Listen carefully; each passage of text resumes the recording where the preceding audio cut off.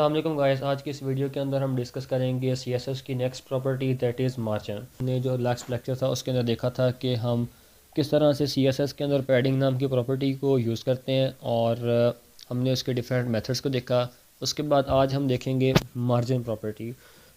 Margin same to same padding की तरह काम करती है। इसको भी बिल्कुल 4 वेज में दिया जा सकता है, इंडिविजुअली, शॉर्ट हैंड, 2 वैल्यूज़ और 1 वैल्यू। लेकिन पैडिंग और मार्जिन में डिफरेंस क्या है उसके लिए मैं आपको नेक्स्ट स्लाइड पे लेके जाता हूँ। यहाँ पर हमारे पास एक टेक्स्ट लिखी हुई है और उसके इर्द गिर्द हमारे पास एक बॉर्डर है। इस बॉर्डर के अंदर जितनी स्पेस है इस टेक्स्ट के ऊपर, राइट, लेफ़्ट और बॉटम पे जितनी भी स्पेस है इसको हम कहते हैं पैडिंग।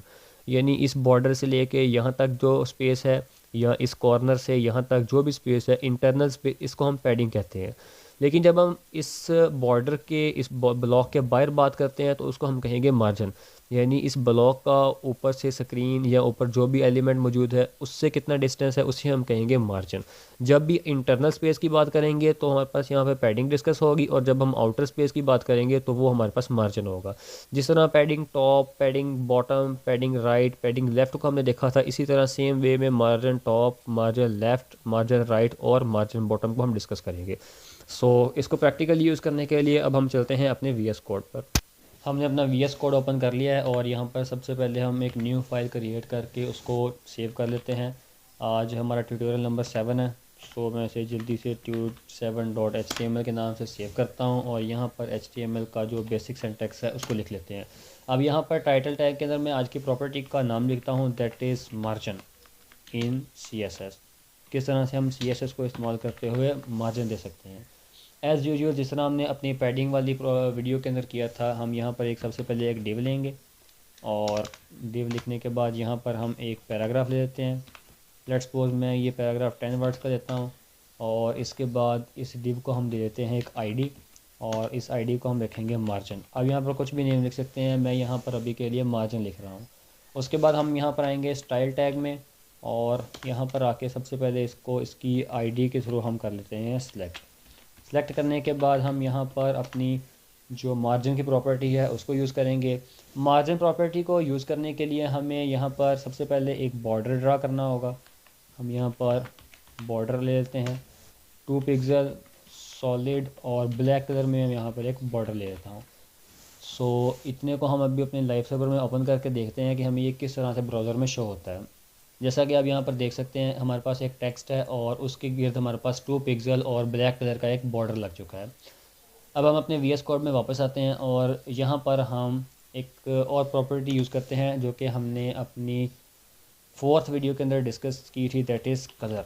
हम किस तरह से टेक्स्ट का कलर चेंज कर सकते हैं। लेट्स सपोज मैं यहाँ पे टेक्स्ट का जो कलर है उसको कर देता हूँ रेड और इसके बाद अब हम यूज़ करते हैं अपनी मार्जिन की प्रॉपर्टी।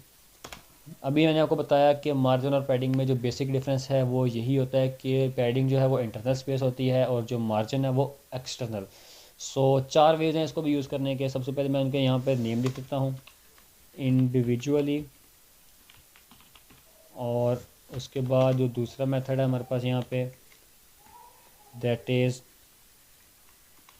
Short hand. यानी कि हम उन चारों जो हमारे पास टॉप, लेफ़्ट, बॉटम और राइट है उनको एक लाइन में मेंशन कर देते हैं इंडिविजुअल शॉर्ट हैंड। उसके बाद हम यहाँ पर जो दूसरा मेथड है उसको लिख देते हैं 2 वैल्यूज़ और लास्ट पे हमारे पास आता है 1 वैल्यू। सबसे पहले हम इंडिविजुअली मेथड यूज़ करेंगे। इसके अंदर हम जिस तरह हमने पैडिंग लेफ़्ट, पैडिंग राइट और पैडिंग टॉप वगैरह की बात की थी, इसी तरह हम यहाँ पर मार्जिन टॉप को डिस्कस करते हैं। लेट्स सपोज मैं मार्जिन टॉप की वैल्यू दे देता हूँ 20 पिक्सल। यानी हमारा जो मार्जिन, ये जो हमारा डिव है, इसको टॉप से 20 पिक्सल का स्पेस दे दो।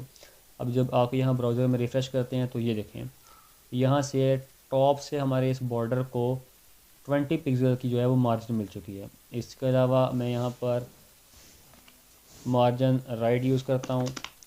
मार्जिन राइट जब हम यूज़ करेंगे तो हमारे इस ब्लॉक को राइट साइड से स्पेस मिलेगी। ये देखें लेफ़्ट साइड से स्पेस नहीं मिली जबकि राइट साइड से 20 पिक्सल की स्पेस मिल गई है।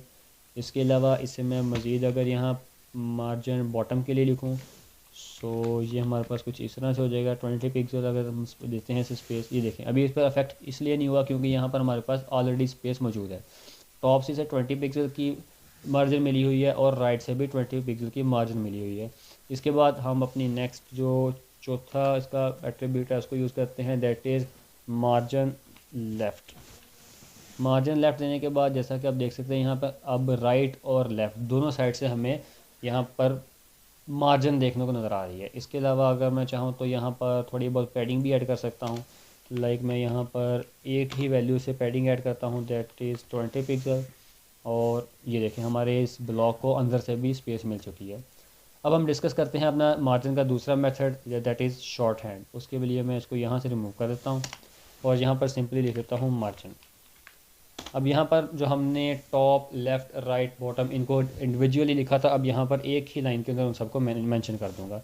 लाइक मैं टॉप से इसको 30 पिक्सल की मार्जिन देता हूँ, राइट से 20 पिक्सल और नीचे से 10 पिक्सल और लेफ़्ट से 40 पिक्सल। जैसा कि मैंने आपको लास्ट वीडियो के अंदर बताया था कि ये हमारी जो फर्स्ट वैल्यू है ये टॉप, ये राइट और ये बॉटम और लास्ट वाली लेफ़्ट वैल्यू कंसीडर होती है। सो जब हम इसको अपने ब्राउज़र में जाकर रिफ़्रेश करेंगे तो ये देखें यहाँ पर जैसा कि हमने 30 पिक्सल की मार्जिन ऐड की थी, उसके बाद यहाँ 10 पिक्सल नीचे और यहाँ 20 पिक्सल और यहाँ पर 40 पिक्सल का मार्जिन। सो ये हो गया हमारा शॉर्ट हैंड। इसके अलावा हम टू वैल्यूज़ को इस्तेमाल कर सकते हैं। उसके लिए मैं इसको यहाँ से रेस करता हूँ और यहाँ पर सिर्फ़ और सिर्फ मैं यूज़ करूँगा दो वैल्यूज़। लाइक मैं यहाँ पर एक वैल्यू देता हूँ 30 पिक्सल और दूसरी दे देता हूँ 20 पिक्सल।